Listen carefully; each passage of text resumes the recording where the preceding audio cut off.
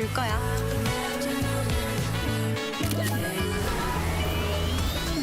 이런 한국, 와보지 않고는 모를걸?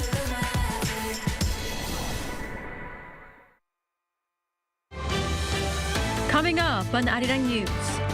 As Israeli Prime Minister Netanyahu vows to make Iran pay for its hundreds of missile launches towards Israel, fears of an all-out regional war are at their peak. South Korea's consumer prices slowed to the lowest level in 3.5 years in September, rising 1.6% on-year. But concerns linger, given the Middle East crisis could make petroleum product prices unstable. Asia's largest in scale, the 29th Busan International Film Festival kicked off its journey today with an opening film from a streaming platform for the first time. We give you a peek from Busan.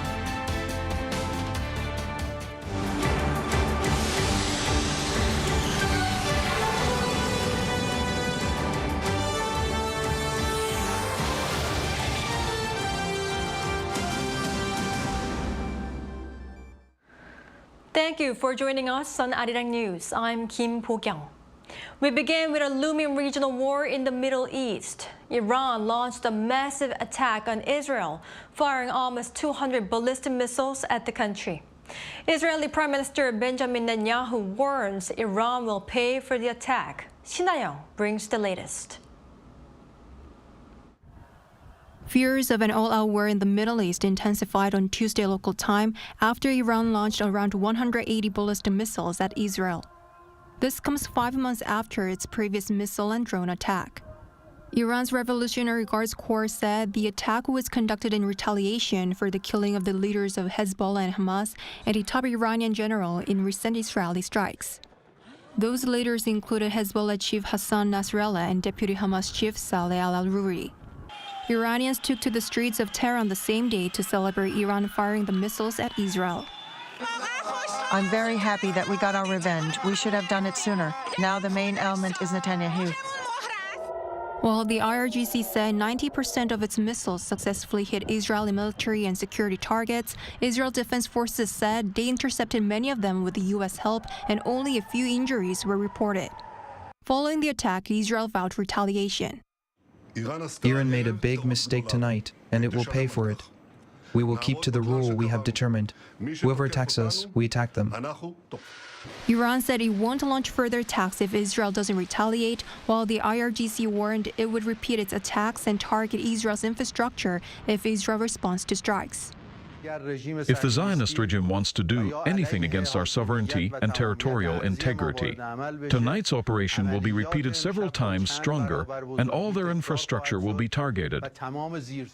Meanwhile, AP reported that Israeli strikes killed at least 32 people in southern Gaza overnight as the military launched ground operations in the hard-hit city of Han Yunis. Shin-Young, Arirang News. U.S. President Joe Biden has slammed Iran's air assault against Israel as he promised full support for Tel Aviv. In the meantime, there are growing calls for a swift ceasefire. Lee Seung-jae has more. U.S. President Joe Biden strongly condemned Iran's missile attacks on Israel, warning that Tehran would face severe consequences for its actions. He also stressed that Iran's attacks were ineffective and vowed full support for Israel. At my direction, the United States military actively supported the defense of Israel, and we're still assessing the impact. But based on what we know now, the attack appears to have been defeated and ineffective. The U.S. leader also said that discussions are going on over Israel's response to the attacks, adding that he would soon be speaking with Israeli Prime Minister Benjamin Netanyahu over the issue. The European Union was also quick to condemn the attacks while calling for an immediate ceasefire in the region. Taking to his social media on Tuesday, EU Foreign Policy Chief Josep Borrell said the dangerous cycle of attack and retaliation risks are spiraling out of control. Former President Donald Trump, on the other hand, took the opportunity to slam the Biden administration, claiming that the world is on fire and that the U.S. leadership is absent. Referring to himself in the third person, he said that under President Trump, there was no war in the Middle East. And with Israeli troops advancing into Lebanon and Iran launching its massive missile attack on Israel, global oil prices soared on Tuesday. The price of Brent crude futures for December on the ICE Futures Exchange rose nearly 4% on the day to trade at nearly $74.50 per barrel, while West Texas Intermediate futures for December also rose nearly 4% to close at over $70 a barrel. Wall Street fell on the news of escalating tensions in the Middle East, with the Dow Jones Industrial Average down 0.41% from the previous trading session, while the S&P 500 closed nearly 1% lower. Both the Dow Jones and the S&P 500 indexes enjoyed new all-time highs on Monday, but retreated due to the increasing tensions in the Middle East and concerns over a surge in oil prices. 이승재, Arirang News.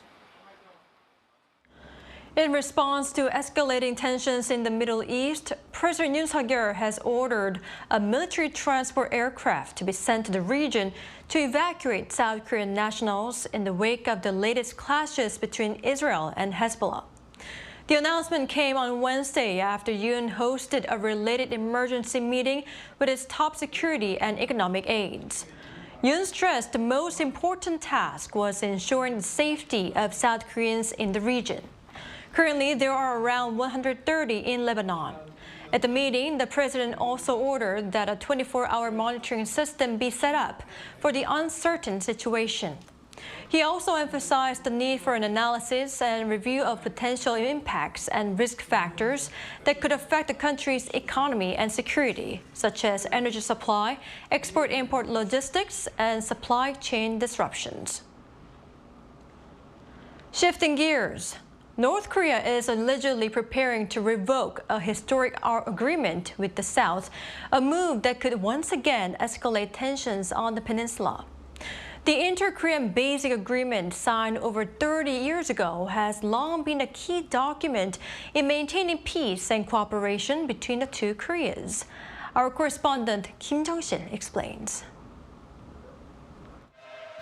Seoul has expressed concerns over Pyongyang potentially amending its constitution at its upcoming Supreme People's Assembly on October 7th, including possibly ending the 33-year-old Inter-Korean Basic Agreement. A senior official from the Ministry of Unification said Wednesday that proposed amendments, including changes to maritime border regulations and the regime's leader Kim Jong-un's determination to remove terms such as peaceful reunification, could lead to the nullification of the Basic Agreement. The agreement, signed in 1991, has been a cornerstone of inter-Korean relations, defining them as a temporary special relationship aimed at reunification. This contrasts with Kim's recent directives, with Pyongyang already having annulled an economic agreement with South Korea in February. The Unification Ministry official noted North Korea's increasingly hostile stance toward the South could lead to further organizational changes within its Ministry of Foreign Affairs. These changes may also be part of the North's efforts to devise new strategies in response to the upcoming U.S. presidential election. The official added that Seoul is also monitoring whether the Comprehensive Strategic Partnership Treaty signed between Moscow and Pyongyang in June will be ratified at the Supreme People's Assembly. The official noted the potential for rising tensions on the Korean peninsula as North Korea appears to be institutionalizing hostile relations against the South. Kim Jung-sil, Arirang News. South Korea has signed a deal to buy hundreds of military-use drones from Poland, the same type of weapons that were actually used in the Ukraine war. This appears to be part of the country's efforts to counter evolving threats from North Korea after the regime recently unveiled its suicide drones. Our correspondent Bae Eun-ji explains more. A drone falls from the sky and destroys a tank. This is a still image North Korea released in August, saying that it had tested its so-called suicide drones. The regime's leader, Kim Jong-un, oversaw the test, as drones took off and destroyed test targets, including a mock tank. The North State media said Kim urged researchers to develop artificial intelligence for unmanned vehicles. He emphasized that we must actively adopt technology and equip the Korean People's Army units with these technologies as soon as possible. To respond to these threats, South Korea on Wednesday announced that it has signed a deal with Poland to buy the country's war-made drones. Developed by WB Electronics, war-made loitering munitions are equipped with a high-explosive warhead, can remain airborne for up to 70 minutes, and fly at a maximum speed of up to 150 kilometers per hour when carrying out an attack. War-made drones have actually been used in the Ukraine war, as they were provided by Poland to help destroy Russian armored vehicles. A South Korean Defense Ministry official explained that the military and relevant authorities have thoroughly checked the drone's capabilities, adding that the quality has already been verified through their use in the Ukraine war. The Defense Ministry did not elaborate further on the deal, but it will reportedly involve the purchase of around 200, worth more than $10 million. They will be sent to South Korea starting next month and will be deployed to combat units before the end of this year. Also on Wednesday, South Korea's Defense Minister Kim Yong-hyun met Poland's Vice Defense Minister and agreed to closely communicate to continue defense and arms cooperation. Since the start of the Ukraine war, Poland has bought a number of South Korean weapon systems, including K-9 howitzers, K-2 tanks, Fa-50 fighters, and Tomo multiple rocket launch systems. As drones continue to change modern warfare, both Koreas are working to prepare for future conflicts. 배은지, Arirang News.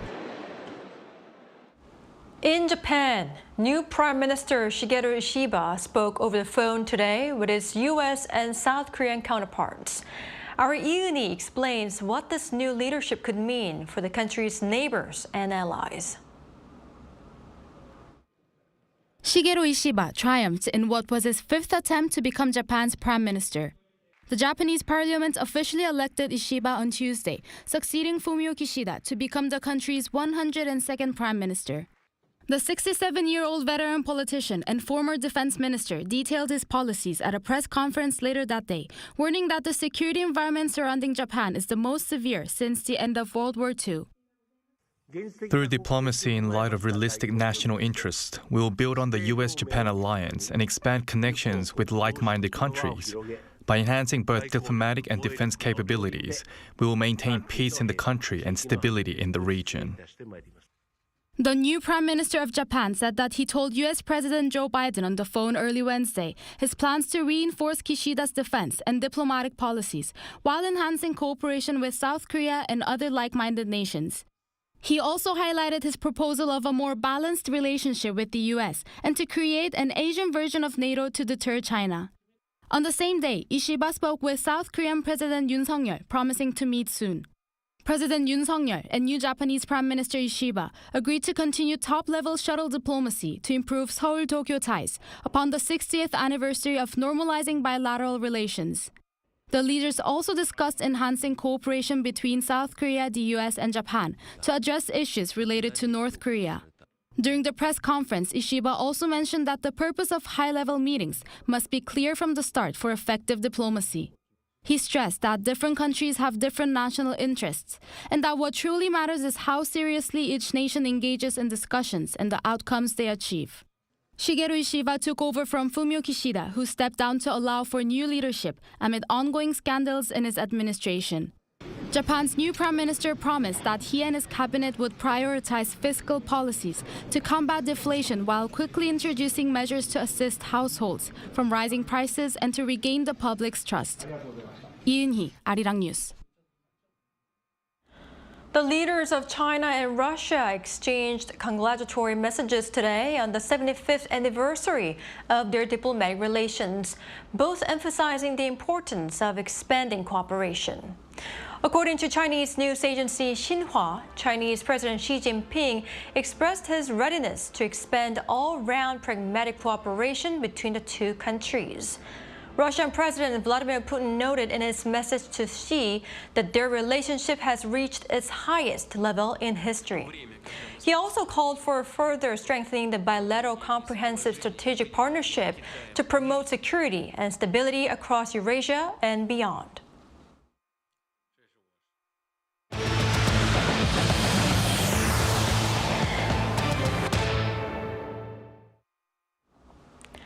Consumer prices noted a substantial slowdown in September, which recorded the lowest in well over 3 years.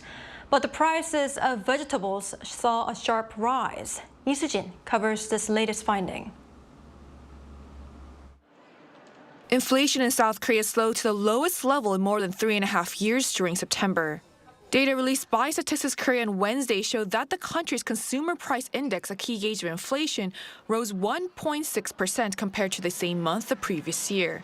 This is the smallest rise seen since the 1.4% recorded in February 2021, and is also the first time since March 2021 that the index has been below 2%. And this year, the increase in consumer prices first fell below the 3% level in April, and while there was still an uptick in July, it fell to 2% in August. The slowing of inflation last month was mainly driven by prices of petroleum products dropping 7.6% on year, falling for the first time since February.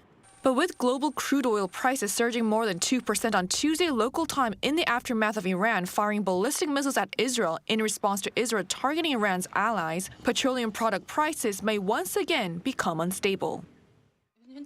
Based on the current inflation trends, agricultural products, particularly vegetables, are affected by weather conditions. Petroleum products, which are heavily influenced by international oil prices, may also fluctuate.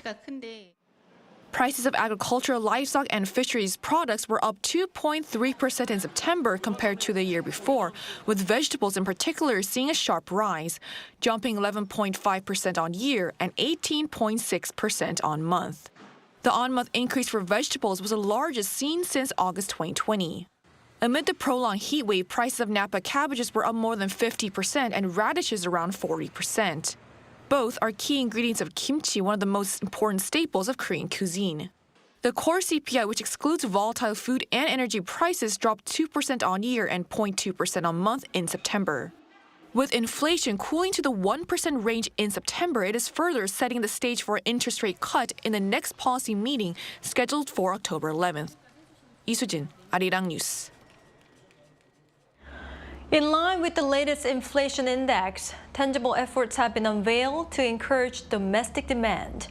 Speaking at an economic ministerial meeting on this Wednesday, Finance Minister Choi Sang-mok said the government will open up its reserves of cabbage and extend tariff quotas for certain products, including a number of imported fruits.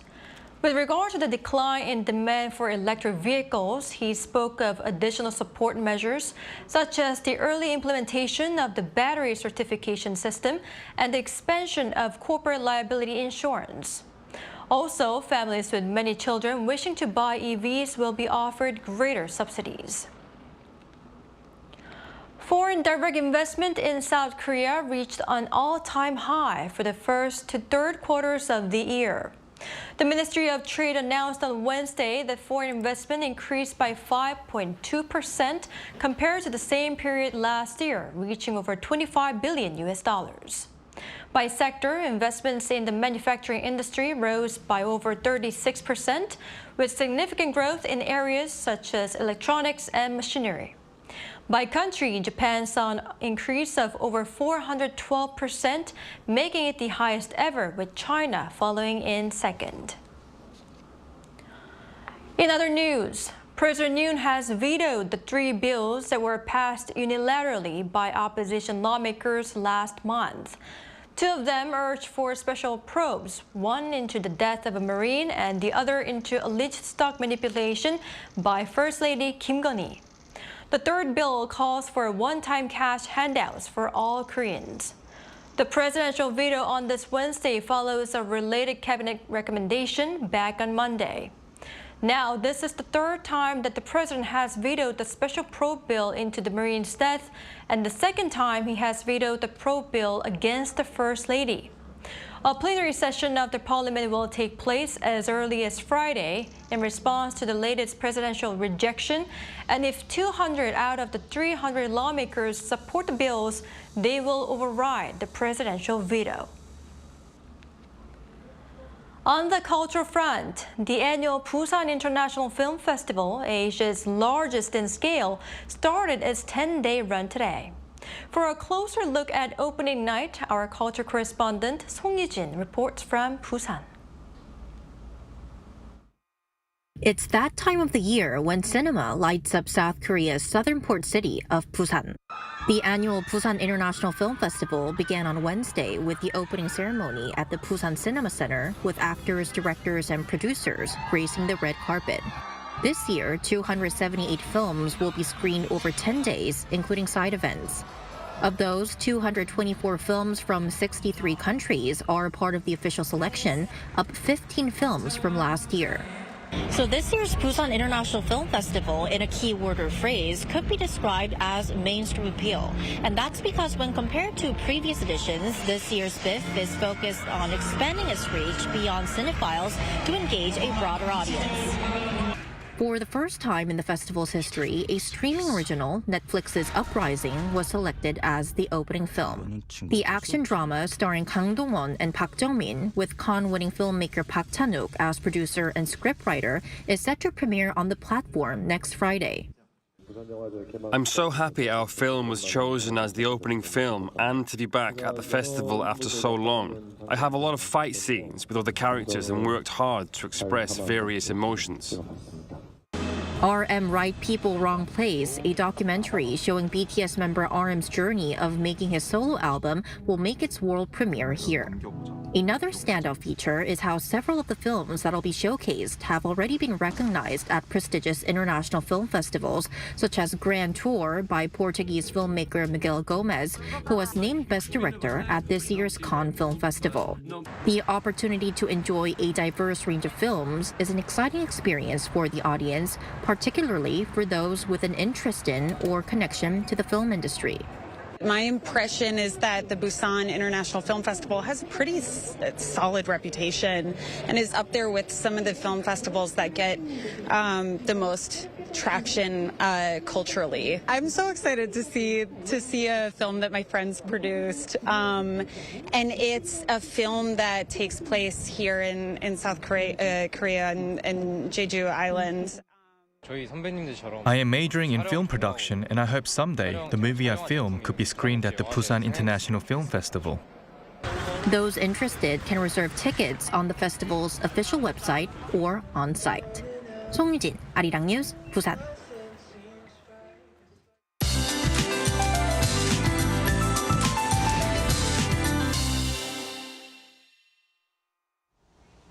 As temperatures dropped overnight, many places recorded their lowest temperatures this fall this morning.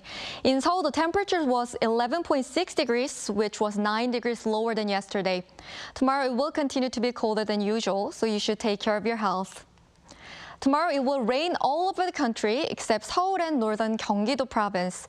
Rain will mainly fall in the Chungcheong-do provinces in the morning and will expand to the southern Gyeonggi-do and Gangwon-do province in the afternoon. It will mostly stop at night, but rain will continue until Friday dawn in Jeollanam-do, Gyeongsang-do provinces and on Jeju Island. Tomorrow, Busan and Jeju will start off at 18 degrees. Highs will move up to 21 in Seoul, Busan, and Jeju.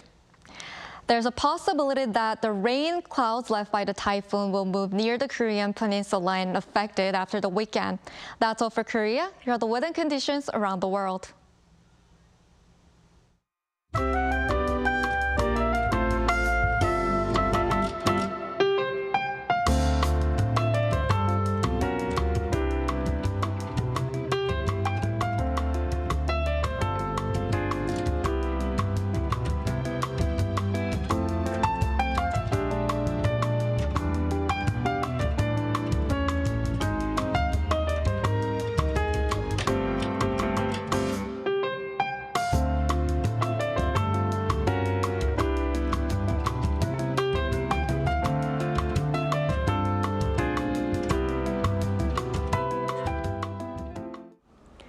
That's all we have for today. Thank you for watching. Tomorrow is Gaecheonjeol, also known as National Foundation Day, and so we will be back with our noon edition of Arirang News. Until then, goodbye.